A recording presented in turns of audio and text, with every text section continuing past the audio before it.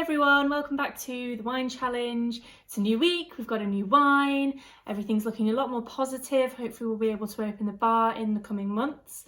There's light at the end of the tunnel at last. We're on week, I think 5 now of the wine challenge, and we have had to do a bit of a swap around. I hope everybody got to see the video that I posted on our social media, basically letting you know that at the end of the last video I said we'd be doing the Ironstone Chardonnay. Unfortunately, it's a really popular wine in the shop because of circumstances to do with everything that's going on in the world right now. It's taking a little bit longer to get it, so we're just going to push it back to a later week, and this week we're going to be doing the Solara. So this is the Solara orange wine. It's from Romania. It's something a little bit weird, a little bit fun, a little bit wonderful, something just a little bit unusual for us to try this week.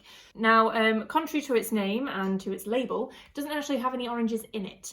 Orange wine is actually a white wine, but it's been made in the same way that a red wine is made. So what they do is they leave the skins and the seeds in contact with the juice from the grapes, and the colours seep from those into the wine. They provide it with like different flavour and everything like that as well, but that's what gives it that really lovely orange hue. So yeah, it's essentially a white wine that's made using a red wine method. So in theory, those people who quite like red wines, aren't so keen on white, they might actually quite like this. Now, the serving suggestion for orange wine, again, because it is made in the same way as a red wine, it's got a lot of qualities that a red wine would have.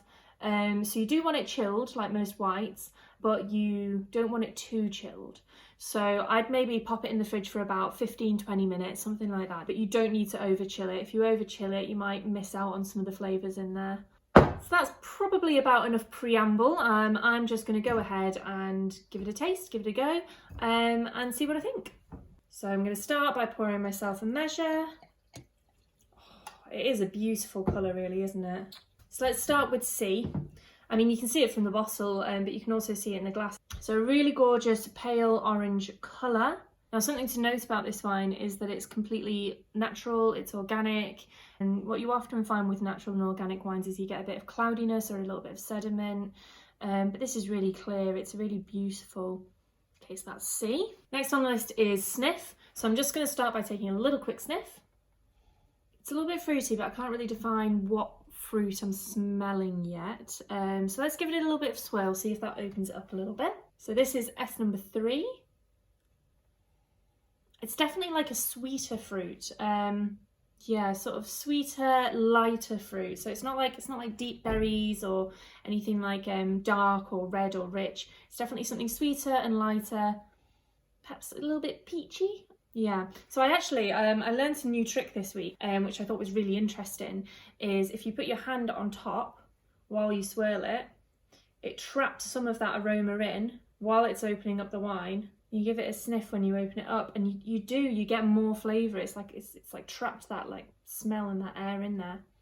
I think light, fruity, maybe sort of more peachy nectarines. I don't know. Let's give it a try. So it's got sort of a medium level of acidity to it. It's not the most acidic white wine I've had. So that's the first sip. It's covered my taste buds. That should knock the edge off the second sip. It's quite full-bodied. Body's a bit of a tricky one to describe, isn't it? It doesn't feel light and watery. It feels like it packs a punch. It's got a bit more flavour to it. It's a bit rounder. It's a little bit more sort of herbal or floral maybe than I was expecting. I don't get the fruit as prominently. I mean, there's definitely a fruitiness to it, and I would stick to what I could kind of smell, sort of more of peachy or stone fruit, maybe nectarine kind of vibe. It's refreshing, but it is fuller than some white wines. You do get that slight kind of tannic kind of feel in your mouth, which again I think will come from the way that it's made. So it's the method in it. So you get that with red wines, but obviously this is made in a red wine fashion, so you get some of that tannin, almost like dries your mouth ever so slightly. A little bit herbal, a little bit fruity. All in all, really nice. And I can understand why a lot of people say that orange wine is a white wine for red wine lovers. You know, it does have a bit more body, it has those kind of tannins, it has a lot of qualities to it that you'd get in a red wine, but obviously as a white. So that's what I think of it, but let's have a little look, see what the computer says. So it says it's refreshing like a white wine with the complexity of red wine. Candied apricots on the nose. Don't know about candied, but the whole apricot kind of stone fruit thing, I think that's fair to say. I kind of got a bit of a peachy smell, or nectarines or something like that. Slightly herbal. I definitely got that. It does have almost like a herbally, florally, kind of planty. You try it, see if you get what I mean. Fresh and fruity with a powerful structure and full body. Yeah, I can agree with that. Freshness, I think that comes from the fact that it's lightly chilled. I don't think it's the freshest wine, but it does have that kind of fruitiness to it, and it's definitely got that full body as well. I think it's quite nice. It's something a bit different, something a bit unusual. Certainly a talking point if I was ever going to have people over at some point in the future, when we can actually have people over, especially if we were sat outside in the sun and we wanted something that was, you know, a bit fuller bodied, a little bit more like a red, but we didn't want to go for a red, then, you know, this would be a really nice alternative to that. So I was having a little look at food pairings for orange wine, and it appears to be quite versatile, really. So things like strong cheeses, charcuterie, olives. But also on the flip side of that, you've got things like a more autumnal style of food. So squash, mushrooms, nuts, things like that. So I work obviously at Turton Wines in the Slaughtered House. The Slaughtered House, even though obviously has been closed throughout the lockdown, has been producing these gorgeous takeaway cheese boards. I've nabbed myself some charcuterie. So I've got some prosciutto, I've got some really nice herbal olives as well. And I've also paired it with one of the cheeses from the shop. So this is something a little bit different. I was wondering what wine I could pair with this. This is the Flamineck spicy cheese. So you have jalapenos, you have sun-dried tomatoes, chili, a bit of garlic and stuff in there as well. It's a powerful cheese, it's a strong cheese. I've been told it's got quite a little kick to it. Sometimes spicy food can be difficult to pair with wine. It can be hard to find the right kind of balance there, but I was told that this wine can stand up to it. You know, it's got that little bit more body to it, and it's worth giving it a try. So I'm going to cut myself a slice. Now tell me that that cheese does not look absolutely delicious. I'm quite excited for this. I don't mind things that have a bit of spice to it. I like a little bit of a kick. If you're not so keen on something that has so much of a kick to it, any kind of strong cheese should work. We've got a really nice mature cheddar in the shop. Let's give it a try. Ooh, definitely a kick. Whew. Yeah, that definitely has a kick to it.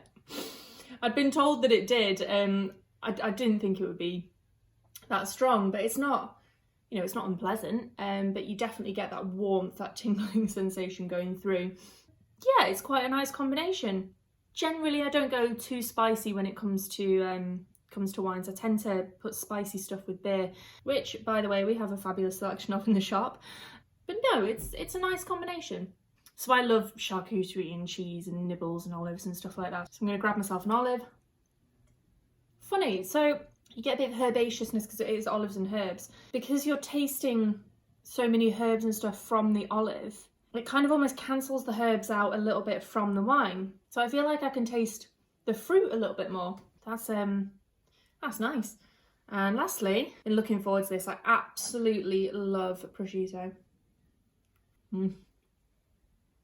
Again, like the saltiness of that meat really complements that little tinge of acidity to it. It takes that away a little bit and really lets a lot of the flavours shine through. Charcuterie boards, cheese boards, and with a number of different cheeses as well. This, I've been told, is particularly good with any kind of mature or really strong cheese, hard cheeses especially. It's lovely. I haven't got any mushrooms or squash or anything kind of roasted to taste with this because, I mean, who has the time? But I can definitely see where that food pairing comes from. I think that would kind of balance out really well. Yeah, all in all, a very nice combination. some unusual cheeses with an unusual wine. A really nice combination, and just something a little bit different, something to kind of change up what you'd usually taste and what you'd usually try. But as ever, let me know what you think, whether you liked it, whether you didn't like it. It is something a little bit unusual. It's not necessarily going to be for everybody, but I think it's something quite special. It's something quite different. But drop us a comment in the comment section and let us know how it went down. I'm going to pour myself another little cheeky top up. Next week we're actually going to be trying our first rosé. So we're going classic Italian, we're going Pinot Grigio rosé, it's going to be the Casa d'Effra, and as ever we're going to be posting on the website all the food suggestions, cheese suggestions, serving suggestions, so whether it needs to be chilled or not. So take a little look on there and get your bottling ready. Cheers! Or, as they say in Romania, Noroc! Noroc!